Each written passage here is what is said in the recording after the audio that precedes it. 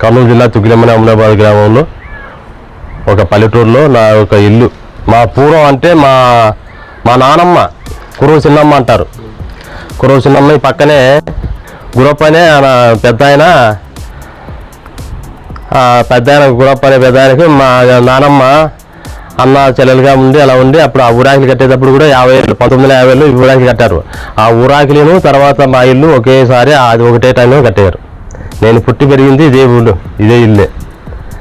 నేను ఇక్కడ నుంచి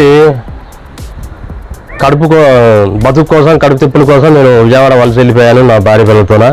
చూడండి మన వరకు తలుపులు వేస్తే కూడా తలుపులు ఇప్పుడు కూడా ఉన్నాయి, కాకపోతే మన ఏదో దురదృష్టవశాత్తు ఏదో కొద్దిగా నిప్పుబడి మొత్తం కాలిపోయినాయంట. మా ఇల్లు పరిస్థితి ఇలా ఉంది. ఇది కూడా మా బాబాయ్ కొడుకుదే, కుర్ర వెంకన్న అంటారు మా బాబాయిని. వాళ్ళ కొడుకులు 3 కొడుకులు, పెద్దోడు సుంకన్న, రెండోవాడు చంద్రశేఖర్ అంటారు, చిన్నోడు వెంకటేష్ అంటారు. ఇంకా ఇలా ఉన్నాయి దీనస్థితి.